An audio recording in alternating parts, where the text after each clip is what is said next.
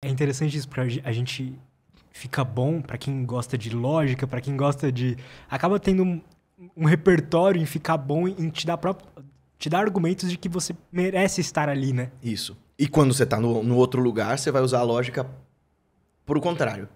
Você vai usar essa lógica... Né? É verdade isso. Porque a gente quer ter razão. Antes de tudo, esse ego, ele quer ter razão, porque a razão me dá a sensação de segurança, de que eu conheço aqui. Eu sei explicar exatamente o que está acontecendo. E aí é profundamente autossabotado esse ego, né? Da outra vez eu acho que eu expliquei isso, esse modelo do yoga, do porquê que a gente sofre, o que ele chama de klesha, que é impedimento. O Patanjali, né, grande escritor do tratado sobre yoga, ele vai dizer assim, ó, sofrimento tem 5 causas. A primeira delas é a ignorância, é a insciência, é a confusão, é a vidya, né? Eu trocar o falso pelo verdadeiro, o certo pelo duvidoso, porque desse lugar surge o ego, a asmita, mas essa autoafirmação, eu sou o centro do universo.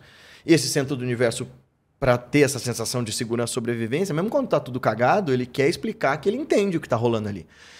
Daí vem a avidez ou apego, né? Que é raga. Eu tenho apego à ideia da verdade, eu tenho apego ao mundo que eu vivo, ao modo de vida que eu criei, por mais cagado que ele seja. Aversão, eu tenho aversão à ideia de mudar, eu tenho aversão à ideia do outro, eu tenho aversão... Então, a avidez e a aversão, eles são irmãos gêmeos, né? O apego e a repulsa. E o medo da morte, o medo da autodestruição, o medo de ser aniquilado, seja de qualquer forma.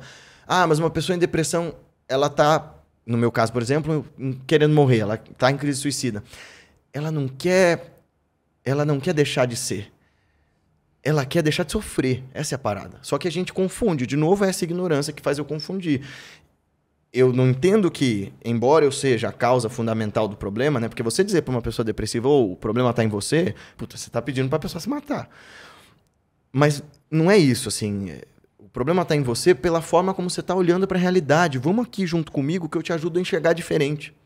Né? Então, o Chogyam Trungpa, que é um grande mestre, ele fala assim que o problema da mente não é a negatividade dela. A mente negativa é útil, a mente que se esvazia, a mente que questiona, a mente que diz não. Isso é um aspecto negativo da mente, recusar as paradas. Né? Porque a gente tem essa pira hoje em dia de sua mente é muito negativa, seja positivo. Cara, assim... Se a tua experiência de mundo está baseada nessa ideia New Age abilolada de não julgue nada, não condene nada, você tudo não... é lindo. Você é um idiota, desculpa, você é só um idiota. Porque o mundo tem problema, e se você é incapaz de ver que o mundo tem problema, e você acha que tudo é lindo, tudo é gostoso, e que, eu não posso julgar, porque isso é ego. Então, essa tua necessidade de se encastelar nesse mundinho de fantasia, de bem-estar que não existe, é uma anestesia e um processo de ignorância. Você entrar dentro da sua conchinha é tão ruim quanto você achar que tudo tá uma bosta. É também um processo de delusão. Então, o lance é... Então, a mente ter um aspecto negativo é necessário. Ele vai dizer, é fundamental, é o seu discernimento, é você dizer, isso aqui não presta, isso aqui não tá legal. O problema não é o julgamento, é quando eu condeno o outro sem ter...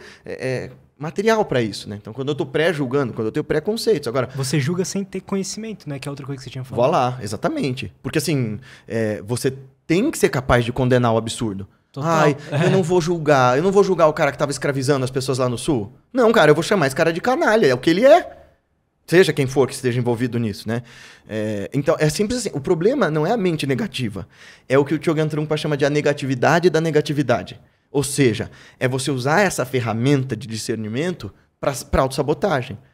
Então, você dizer assim, eu sou cético. Eu sou tão cético que se eu disser para você, isso aqui é um microfone, você vai duvidar até o ponto do impossível, porque você pode fazer isso, você vai criar argumento para isso, mas isso não é nem necessário, nem verdadeiro. É uma ferramenta de captação de áudio. Você só tá sendo chato. Sim. Às vezes, então assim, essa negatividade da negatividade não é nem verdadeira, nem necessária e nem útil. Você só está desperdiçando uma tremenda quantidade de energia para teimar com o mundo porque você quer defender seus pontos de vista.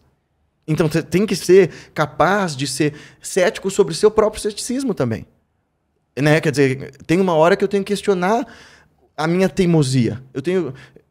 Isso é um processo muito difícil para mim, né? Indo para a Índia, vendo umas paradas que para a maior parte das pessoas e até para mim, você fala assim, mano, isso aqui é um milagre, isso aqui não existe. Como assim?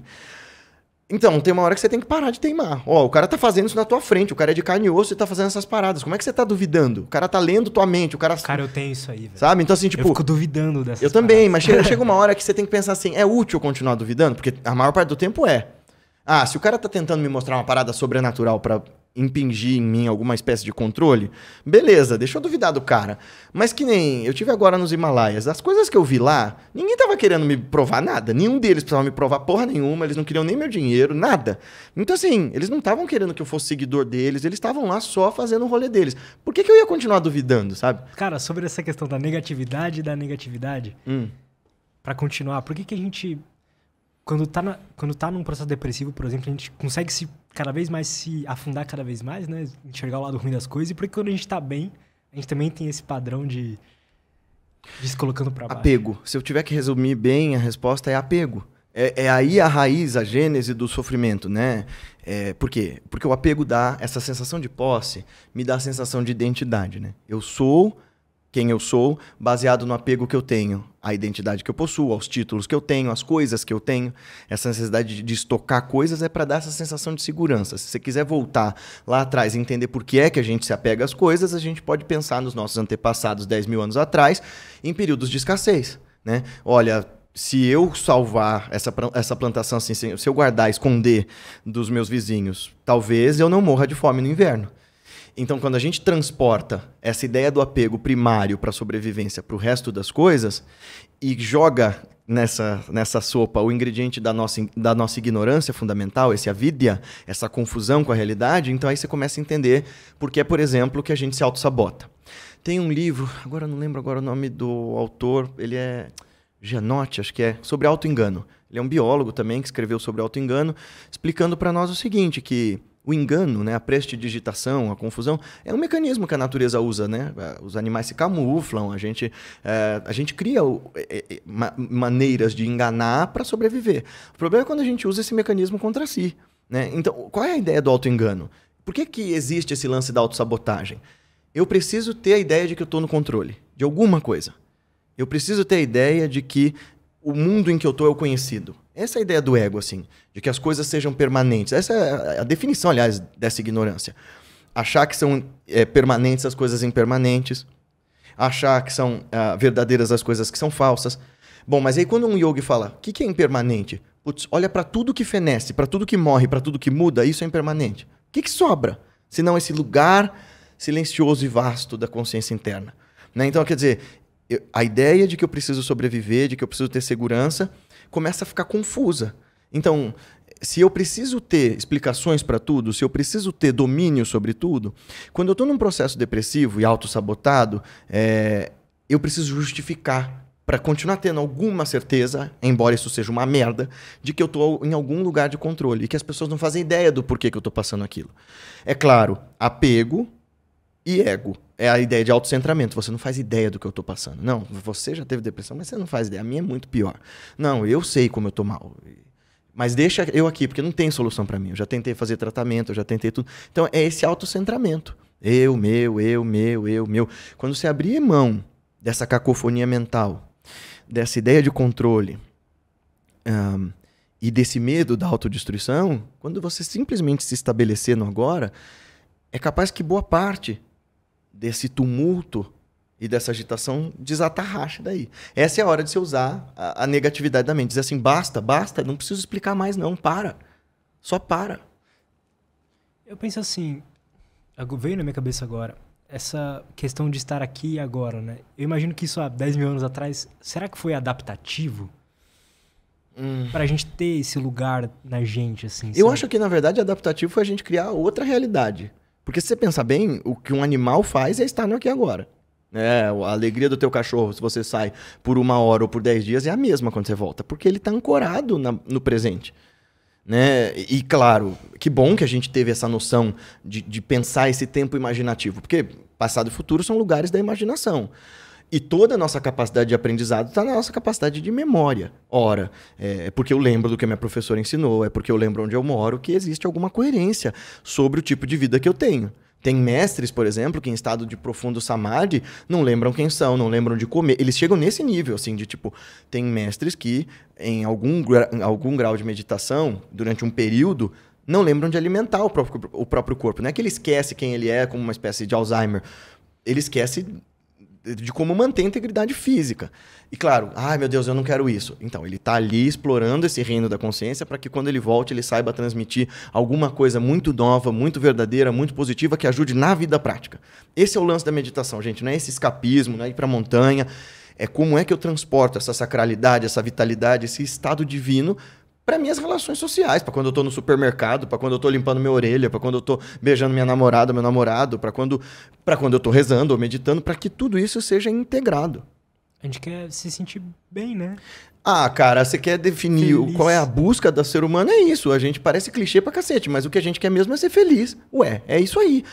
A questão toda... E isso é uma das coisas que o Mathieu Ricard, aquele cara que foi considerado o homem mais feliz do mundo, que é um monge que também era microbiólogo do Instituto Pasteur. Ele é um monge budista e aí fizeram um monte de medições no cérebro dele e entenderam que assim, ele consegue ativar, por uso da vontade, regiões ligadas a profundo prazer, a profunda tranquilidade. E o que ele explicou sobre isso... E que também não surpreende nenhum yogi, assim, dizer assim, um cara que medita é muito mais feliz do que quem não medita. Ele disse assim, olha, felicidade genuína para nós não é uma sucessão ininterrupta de momentos prazerosos e de coisas prazerosas, porque isso seria exaustivo e insuportável. Imagina, você ter uma infinidade daquelas sensações que você tem quando você dá a risada de se acabar. Chega uma hora que dói a barriga, né? É porque aquilo acaba que tem valor. Ele disse, isso não é a parada. A coisa ser cada vez mais crescente, né? A sensação de prazer. Porque isso que uma pessoa drogada busca. Ela quer manter aquela mesma sensação da primeira vez que ela usou. As pessoas de hoje em dia, né? Com celular, pornografia e drogas. Exatamente. Ele falou, isso não é felicidade. Felicidade é a capacidade de ancorar sua mente em virtudes que me conectem com a vida tal qual ela é. Como, por exemplo, a compaixão. Como, por exemplo, a bondade amorosa, como, por exemplo, a alegria empática, você ser capaz de ser feliz com a felicidade do outro, e como, por exemplo, a equanimidade, você ser capaz de ver as coisas como elas são e estar em paz com isso. Essa é a parada, né? Você não precisa de nada, você tá bem ali. E você vai fazer os seus corres, você vai conseguir suas coisas, mas você não vai se angustiar pela falta, né? E nem vai se afogar no excesso. Isso é uma busca para a vida toda, cara? Cara, claro que sim. Né? Tem que ser um modo de vida. Você não chega no momento onde você descobre um mecanismo psicológico para se sentir assim? Essa é a ideia da iluminação. Essa é a ideia do nirvana. É você chegar num lugar em que o sofrimento deixe de existir. A parada é que uma vez que você chegou lá, uma vez que você viu isso, você não pode desver, né? Então, uma vez que você chegou nesse lugar de não sofrimento, dessa essencial realidade que um mestre está, em que eu e meu não importem tanto assim, em que você se integra com o outro, depois que você já não sofre mais, você percebe que a busca de mestres verdadeiros é tirar outras pessoas do sofrimento. Né? Então, assim, porque você não vê divisão mais entre você e o outro, e aí você vê aquele outro no mesmo lugar de ignorância que você estava, e você, imbuído de uma tremenda compaixão, vai dizer assim, cara, vem cá que eu vou te mostrar como sair daí. Aí passa a ser o modo de vida de um mestre. De novo, por que não é sobre egoísmo? Porque quem chegou no mais alto grau de emancipação espiritual não tem outra tarefa, não tem outra motivação para existir do que o altruísmo. Que alimentar essa compaixão que ele criou. Exato. Esse altruísmo que é o viver pelo bem-estar do maior número de seres. Esse é o voto, né? O Mahavrata, grande voto de todos esses caras. A minha vida tem sentido quando eu faço o outro participar dela. Ora, se o grande objetivo da vida é felicidade e eu já cheguei na minha, e se não existe separação entre nós, o meu objetivo agora vai ser levar felicidade para outras pessoas. Eu já atingi a minha. Eu não tenho mais nada para fazer. Tem uma passagem linda do livro do Yogananda, Autobiografia de um Yogi, que acho que é o meu livro favorito, assim, da minha vida. Como que chama? Autobiografia de um Yogi, de Paramahansa Yogananda. A galera que lê fala assim, isso é muito fantasioso, tem um monte de milagres que eles descrevem lá e tal. E, de fato, dá uma estranheza fodida. A primeira vez que eu li, eu falei, mano, isso aqui não é possível. Mas aí eu fui entendendo duas coisas. Nenhuma história é sobre a verdade factual dela, mas sim sobre a verdade simbólica e como ela me transforma. E segunda coisa você já tentou fazer essas práticas do jeito que esses caras fizeram para ver se não funciona igual? Porque o pouco que eu fiz me deu mostras de que, cara, sim, você atinge estados bem fora do normal, bem fora mesmo. A gente pode falar um pouquinho disso daqui a pouco. Mas assim, tem uma passagem da autobiografia de um yogi em que o Yogananda, de novo, foge do mestre dele. Ele tinha essa pira de ir para os Himalaias, eu não quero ficar aqui. O mestre dele estava ali perto de Calcutá e tal. E o mestre dele meio que diz para ele, cara, não vai, não tem nada. Tem um monte de gente que vive nas montanhas e não é iluminada, não é o lugar que faz o iluminado. Daí o Yogananda foge e tal, encontra outros mestres que mandam ele de volta, eventualmente, pro mestre dele. E quando ele chega todo envergonhado e fala assim, pô... E o mestre tá super de boa com ele. Ele fala assim, pô, achei que o senhor estivesse bravo comigo. Ele fala assim, como eu poderia? Insatisfação e infelicidade vêm de desejos que estão em oposição. Eu não desejo nada para mim. E tem uma outra coisa, eu jamais te utilizaria para os meus próprios fins. É só a sua verdadeira felicidade que me interessa. Você fala assim, caraca, que grau de maturidade é esse desse cara? Que vai falar assim, cara, você quer continuar dando cabeçada? Eu vou te amar igual. Não interessa se você continuar fazendo cagada. Eu vou te amar igual, eu tenho todo o tempo do mundo, eu não tenho mais nada para fazer. Se não, te dá uma oportunidade de ser diferente. Se você consentir com isso, eu vou te ensinar a desconstruir essa personagem falsa com a qual você está aí encapsulado e está sofrendo. Mas você tem que querer. Legal isso, cara. Gostou desse corte? Espero que sim. Se você quer receber mais conteúdo sobre desenvolvimento pessoal, saúde mental e autoconhecimento, não esquece de se inscrever aqui no canal, beleza? Valeu, até a próxima e tchau!